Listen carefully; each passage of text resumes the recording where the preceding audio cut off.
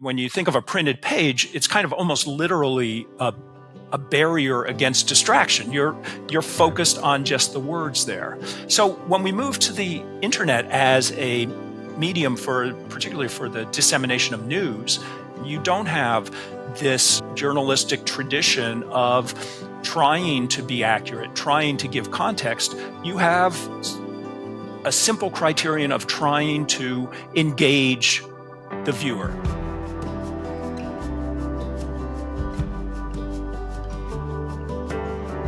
There's a simple reason that fake stories get more attention on social media than real ones. It's because they're more surprising. By the time the truth gets out, well, no one seems to really care any longer. And what happens now when machines create the content, choose who sees it, and deliver it? Will they determine that real stories get better results than fake ones? Well, if you work in media, as I do, you'll probably do more nodding along than shaking your head while reading Nicholas Carr's newest book, Superbloom: How Technologies of Connection Tear Us Apart, published by Norton. Carr is the author of the acclaimed book, The Shallows, also a Pulitzer Prize finalist, and former executive editor of Harvard Business Review. He's also a writer for The Atlantic, The New York Times, and The Wall Street Journal. Superbloom is not just a book for people who work in media, far from it. In fact, we all live in the media world now. The book's title comes from how the selfie seekers of Walker Canyon, California, created chaos around poppies blooming. And as Carr opens with this story, you can see why he writes this, quote, "By turning us all into media personalities, social media has also turned us all into rivals," end quote. Well, we have a lot to cover here, from AI to social media to how fashion influencers became the heirs to Martin Luther. That'll be an interesting conversation. Maybe we'll even find out where Nicholas Carr sees hope today. Nicholas, thank you for joining me on Gospelbound. Thank you, Collin. It's a pleasure to be here. Now, it's really hard for me to imagine that The Shallows came out all the way back in 2010. Helps us to see how incredibly groundbreaking that book was and is. It's actually the same year that I started in this job at the Gospel Coalition. And I think looking back, I've had probably 4 or 5 different jobs during that tenure because media changes so quickly now. And I'm just wondering, what are some of the biggest changes since 2010 that led you to write Superbloom? Well, when I wrote The Shallows, I was focused on the intellectual and cognitive effects of the internet. And just to set the stage, because things happen so quickly, that was still the time when people when they went online, they mainly went through laptops and desktops. Oh, right. Smartphones were still pretty new. Mm-hmm. Social media was still kind of considered a kid's thing. It had yet to kind of take over. App stores, also very new. So the big thing that's changed, I think, and that ultimately led me to write this book, is that with the rise of smartphones as the dominant personal computer now, the public's dominant personal computer, and social media as one of, if not for most people, the main thing you do with computers now, the technology is not only influencing how we gather and interpret and make sense of information, it's influencing all our social relations, all our relationships, the way we judge other people, the way other people judge us, the way we present ourselves. And so it seemed to me that, I had covered earlier the kind of mental cognitive effects, but I really hadn't talked about the social effects. And it seemed to me that the time had come, because those effects are so broad and so worrisome for many people, that it made sense for me to kind of delve into this topic. There are also more people, I think, that are talking and researching the subjects now as well. I mean, you're one of those first voices, I think, out in the wilderness warning people about what was happening and about what was coming at the time. But, when I read this work, I see the work of academics like Byung-Chul Han coming through in that, and just kind of recognizing more people are becoming wise to some of the dangers in there. And I think including users are recognizing in their own lives some more of the dangers, but not as many as we hope this book will help to warn about. And one of the things, Nicholas, you write about is how we've been telling ourselves a story of the internet as a democratizing force that will bring humanity together. I guess the question now is, looking back, how did we get it so wrong? I think the idea that I think it dates back to an idea that's been prominent probably since the Enlightenment, which is that the more we can communicate, the more understanding we'll have for one another, the more sympathy we'll have, and the more we'll all get along. And obviously, there's some truth to that. Communication is the way we learn about other people. It's the way we form relationships. But we went from that belief to the idea that, well, if some communication is good, then more of it must be better. And so as soon as we gained the ability to communicate with others at the speed of electricity, back with the telegraph in the 1840s, you see this very almost utopian belief that, by communicating more and more quickly, we're all going to get together. There aren't going to be any wars anymore. There aren't going to be any conflicts. You see that, and even, ministers, preachers kind of presented the telegraph and the telephone system as this fulfillment of kind of humanity's destiny to kind of form a more perfect union on Earth. And what that gets wrong, I think, and we haven't really seen it until the rise of the internet and social media, but what it gets wrong is that actually communication doesn't necessarily get better when it speeds up, when it becomes more efficient. Just as too much information can overwhelm our capacity, our cognitive capacity to make sense of things. So too much communication, too many messages, trying to juggle too many relationships simultaneously with other people overwhelms, I think, our own human ability to connect with other people in a deep way, to understand them. So we've created, by putting all the stress on making communication and messaging more efficient, we've created, I think, a fundamental conflict between the technology, and all computer technology wants to increase speed of data flow and the volume of data flow, and our human psyche, which actually gets overwhelmed by the flow of information, and that ends up drawing out many of the worst qualities in us rather than the best qualities. Yeah, I deliberately go out of my way mostly to not become Facebook friends with my immediate proximate neighbors, in part because I want them to see me. I'm a public figure, but I want them to see me as their actual neighbor, as a human being, and not as a collection of my public profile. But also, I don't really want to judge them based on what they present on social media.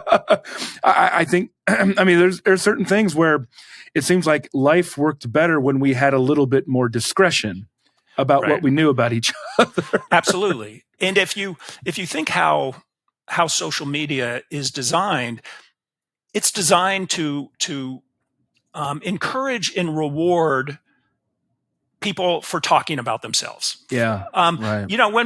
When you're together in a room with other people and you keep quiet and you just listen, you don't disappear. You're still present. People see you. And True. when you're on social media and you go quiet, you disappear. And therefore we kind of feel impelled. People feel impelled to constantly post pictures about themselves, to let everybody know their opinions about everything. And of course, then you're rewarded with likes and retweets. So, I think a lot of us probably remember our parents saying, don't talk about yourself too much in social situations, which turns out to be very good advice. But online, we're constantly giving people other information. And what happens, it turns out, is that gives other people opportunities to see something they don't really like, or that feels strange to them or is dislike them. And that triggers a negative reaction that tends to build. Psychologists call this a dissimilarity cascade. Once you see something about another person that makes them seem dissimilar to you, then as you get more information, you place more emphasis on dissimilarity than similarity. And so the online world is kind of this perfect setting for triggering dissimilarity cascades. And by making so much known, everybody making so much known about one another, we actually get more opportunities to dislike other people than to like them. Yeah, and another element you point out in this context in the book Super Bloom is one that I don't think we quite anticipated the same way even 5 or 6 years ago. You write, far from promoting pluralism, the democratization of media has paradoxically created an information environment conducive to authoritarian movements and cults of personality. Related to, I think about events in China, you realize that does the surveillance state that's facilitated by these technologies, does that make authoritarianism harder to pull off because people have so many different ways to communicate, or is it easier to pull off? And it looks like it's nearing toward it's easier. You're right that our initial reaction, and you can think back to the Arab Spring or right, or exactly. events like that, where people in authoritarian countries use the internet to organize themselves, bypass the official channels, which were, controlled by the government. What we learned, and I mean, there is that aspect to the technology. Sure. Any Right. communication technology allows people to route around existing ones. But what we didn't realize is that governments and corporations and others who have a vested interest in controlling the flow of information and knowing what everybody's saying all the time, the internet gives you a perfect system for that kind of surveillance. So instead of people being able to organize outside the view of government, they soon discovered, sometimes tragically so, that actually the government's pretty good at using the technology to know exactly what you're doing and saying. Beyond that, though, I think because we kind of are so overwhelmed by information that we're not encouraged to think in depth about issues, politics, or whatever.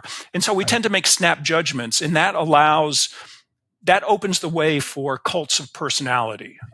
In the book, one thing I talk about is, an authoritarian figure can come off as kind of a meme on the internet. It's easy to spread his or her picture, to surround it with slogans, and it takes on this life of its own, and people kind of associate themselves with it. So there's always going to be a tension between the communication channel as an instrument of greater freedom, but there's also a countervailing effect that I think we're seeing maybe stronger, which is that it's also easy to become a channel of oppression or repression. Yeah. So here's something that I picked up in Super Bloom that I cannot believe I had missed before your book. And I don't know if this is original to you, if you picked it up from some other people, I'm not sure. But how do new communication technologies often lead to catastrophe? The way you walk through how these technological breakthroughs in communications precede major conflicts and wars was shocking to me as somebody who spent my entire life studying war and conflict. I had never put two and two together before.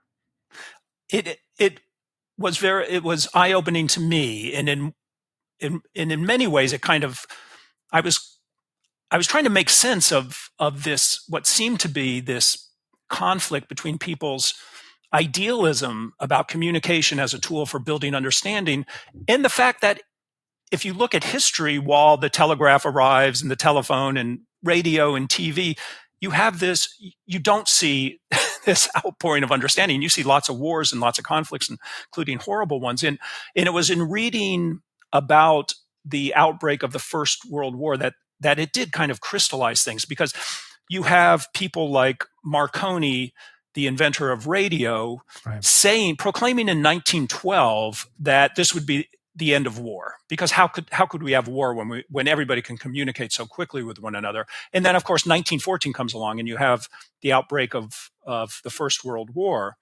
And if you read the history, you find that rather than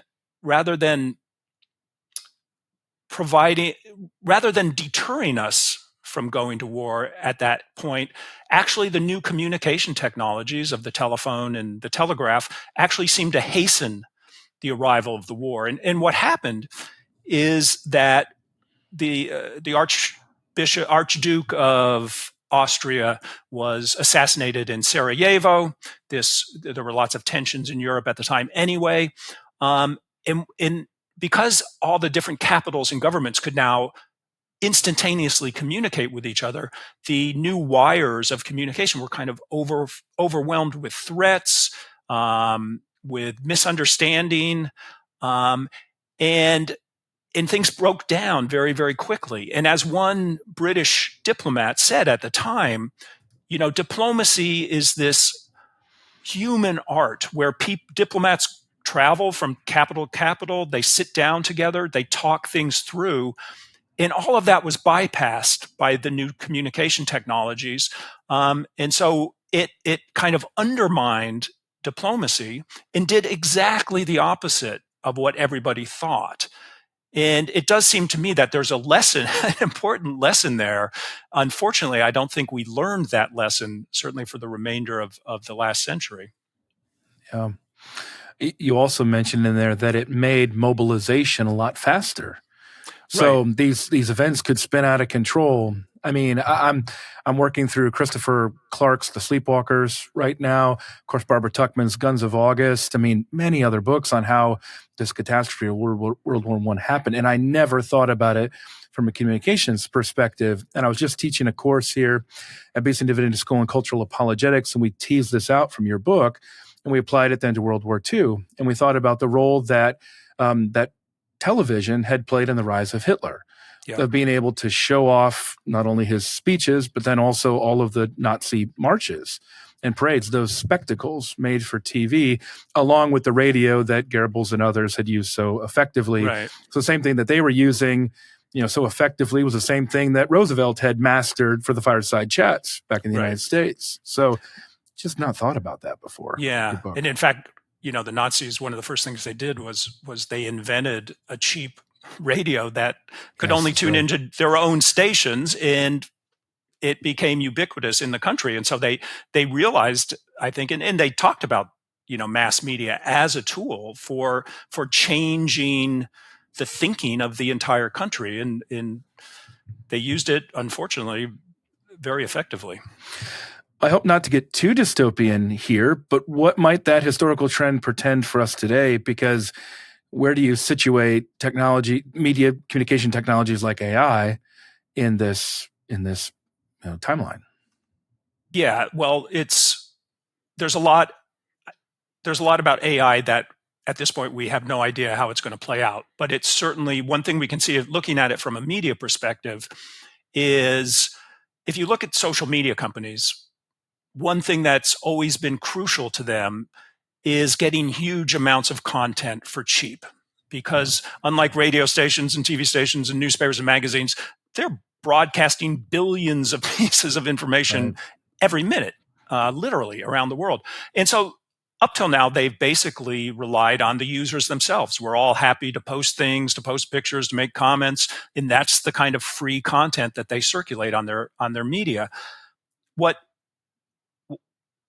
AI allows for the first time is that the media company itself, through its machines, which used to just transmit information, can actually create the information, create the content, and create it at a scale unlike we've ever seen before, because there's kind of no limits.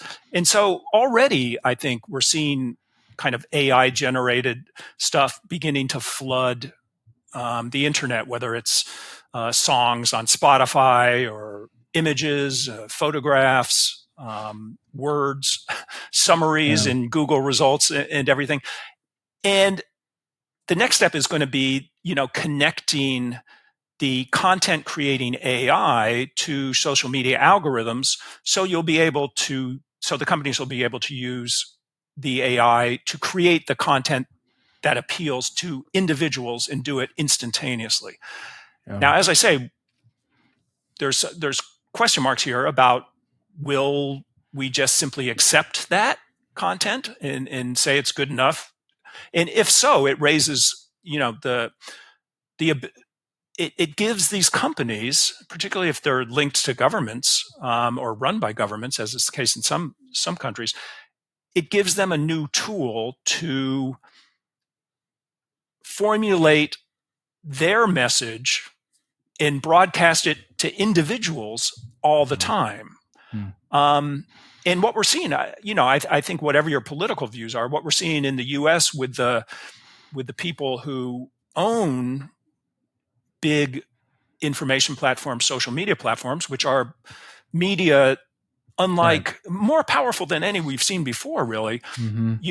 They are getting more and more confident that they can use this not just to make lots of money, but they can use it to wield power, even of a political sort. And so I think, there's recently been talk of, an oligarchy emerging. And again, I don't want to rush ahead and predict the future, but certainly there are signs of this kind of merging of media systems and political power that to me is worrying. Well, realistically, it didn't start now. It had been happening. And with some of the things that we publish, they had been deliberately throttled down by Facebook, or they'd been de-indexed by Google. At the risk of stealing your thunder from your famous article in The Atlantic, AI is making Google stupid. That's for sure. I mean, it just overwhelms Google's ability to be able to track this information, and makes Google far less effective than it had been previously in there. And that has downstream effects from media organizations like ours that are trying to create and curate information. So it may that some of the power dynamics may change. But if they do change, it's probably just because those same oligarchs are just putting their finger to a cultural wind that they might think is blowing a different direction. But it's not terribly different from what they had been doing before in different ways, which had been concerning. But let's take a step back. Talking here with Nicholas Carr, talking about Superbloom, how technology's connection tear us apart. Let's go back to that question I teased with the heirs of Luther.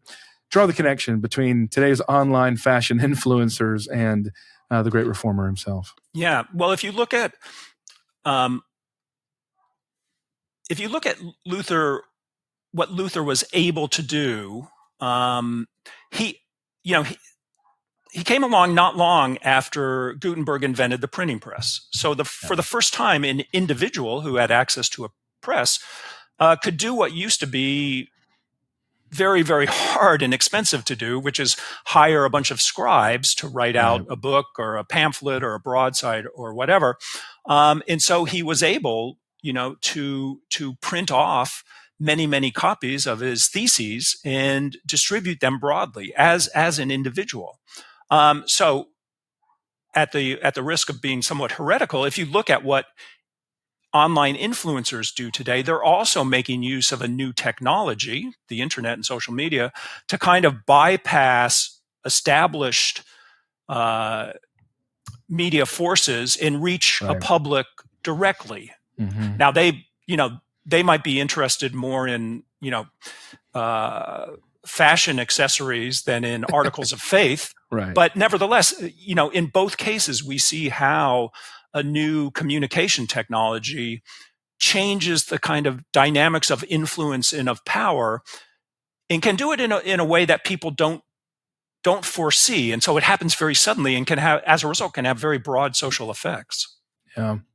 Well, and part of what you're pulling from here is people like Postman. Postman, in Amusing Ourselves to Death, it specifically talks about the shift from print to visual media and how it changes religion.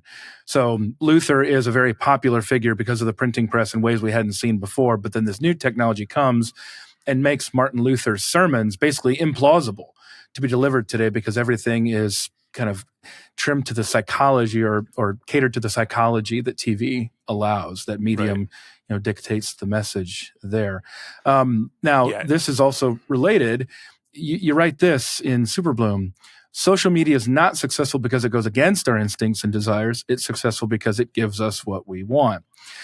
Now, I mean, I having gone through journalism school and things like that, of course, a lot of journalism is operated under the same premise. You're not really too successful in media if you don't give people what they want.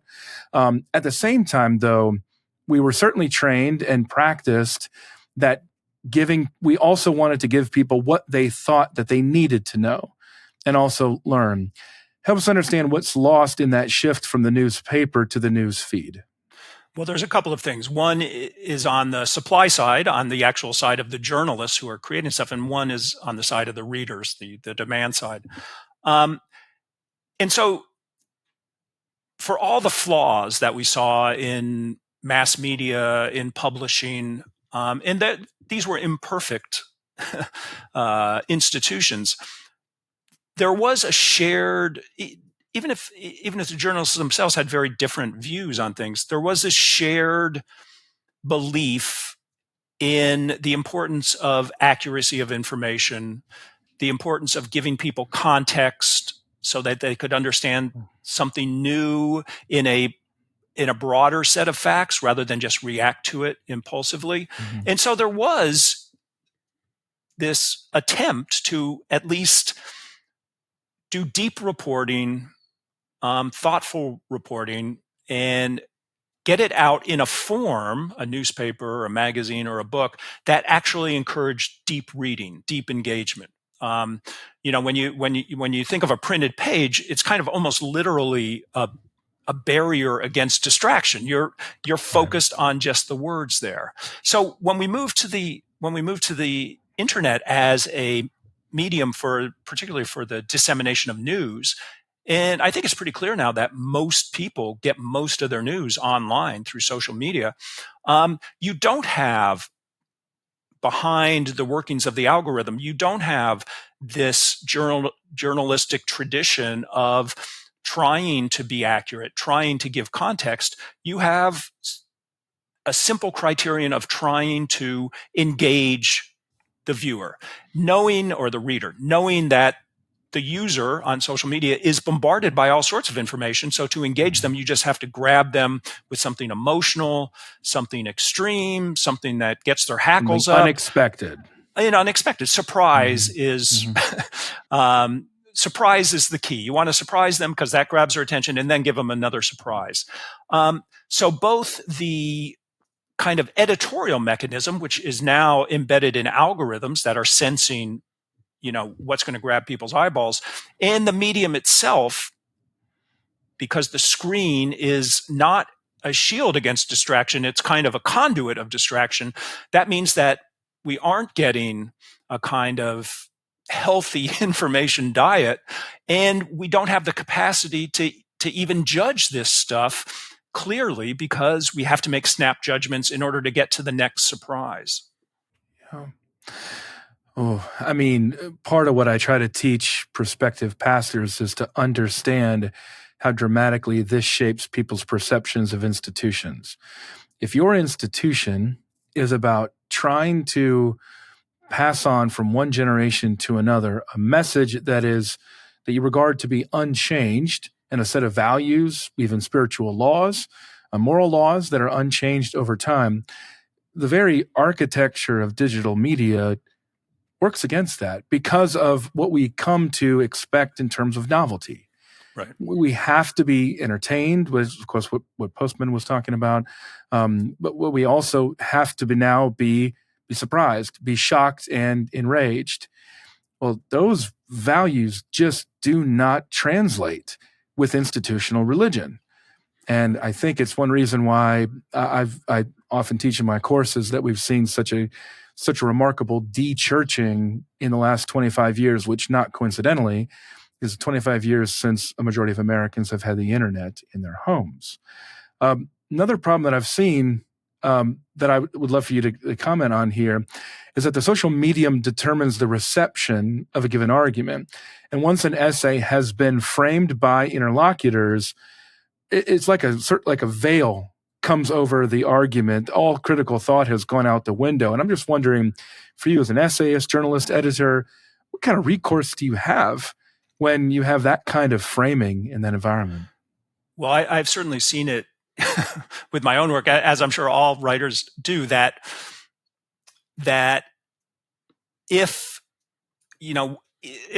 whether somebody agrees with you or disagrees with you, as soon as, if they have lots of followers on, say, X, formerly Twitter, you have the power, as you said, to frame how people see the article, just by putting in one catchy sentence or something, either dismissing it or saying this is the greatest thing ever.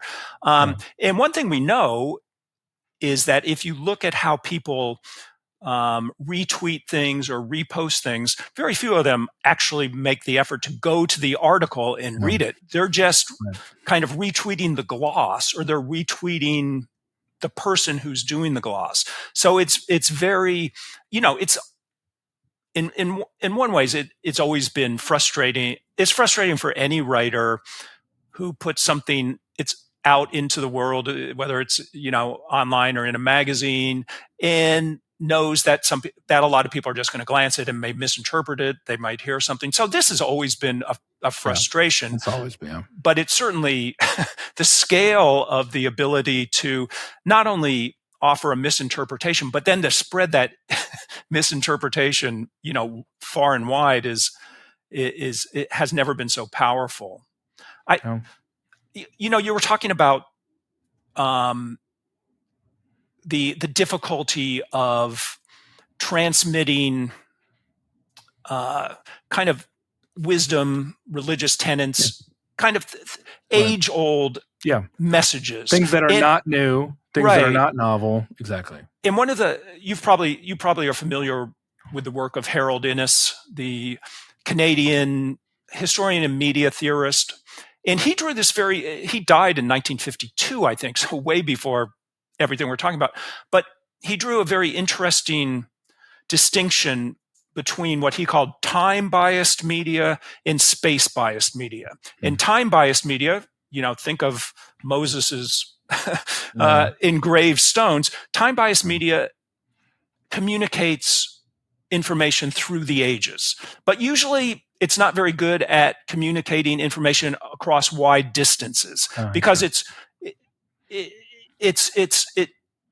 on some material that has longevity but is often hard to carry around.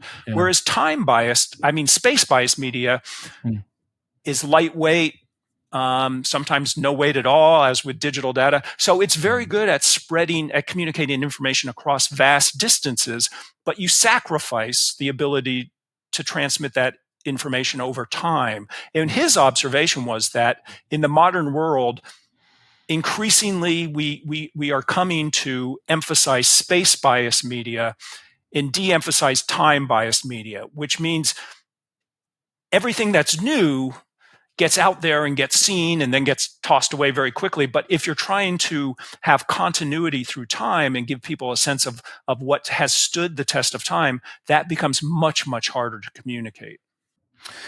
Well, I'm going to jump to another quote that you have here, because I think it underscores something that is really important for people who are watching and listening here.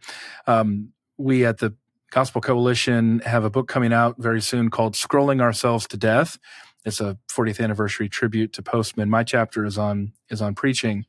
And where I end up landing is by saying that we will be better off by restricting the audience of our messages and focusing on the tangible, physical, in front of you at that moment people, as well as, of course, the sacraments, to baptism and to the Lord's Supper.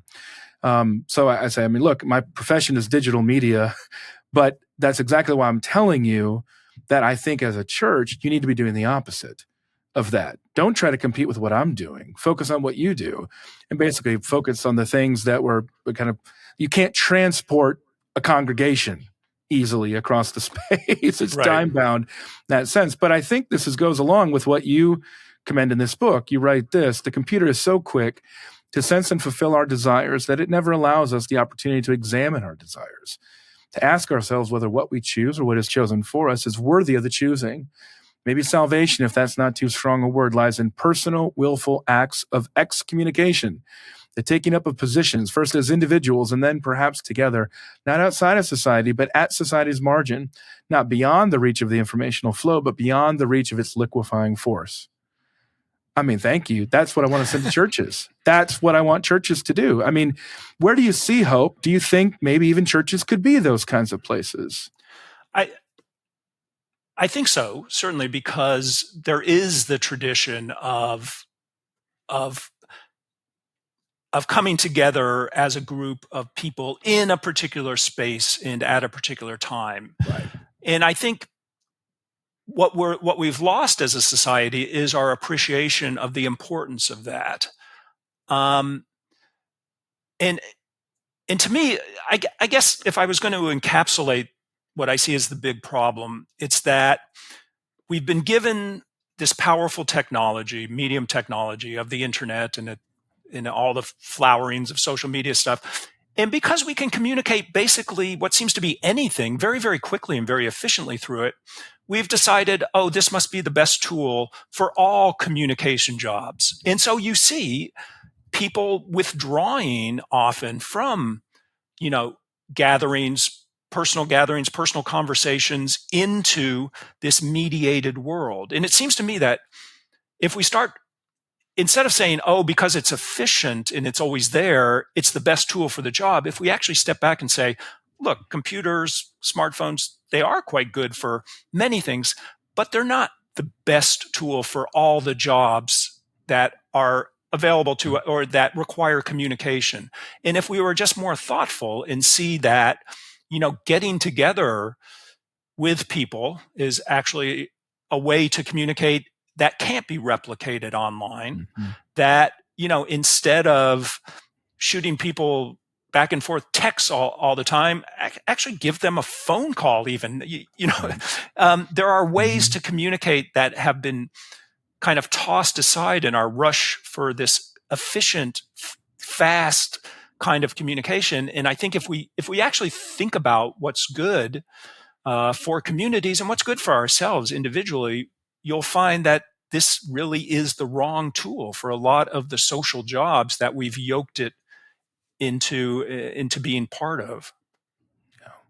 That's a good summary, and that's a good place to end it. I mean, this has been such a rich source of reflection for me, made me appreciate the group from my church who every Monday night congregate together in my house, in my living room, opening up the Bible and talking about it, not to mention Sunday worship, but also I think you'd be encouraged to know, even just in our public school, in our neighborhood, we've seen a sea change happening, not sending computers home, eliminating technologies in the classroom, even eliminating homework, at least nothing that's not on paper, things like that I think your book is a word in season, I think. Thank you. And one that I'm hopeful that people will heed and understand the reflection that comes from somebody who's been immersed for so long thinking about these things. So the book is Super Bloom, How Technologies of Connection Tear Us Apart. The author and my guest here on Gospelbound this week is Nicholas Carr. Nicholas, thank you for joining me. Thank you, Collin. It was a pleasure.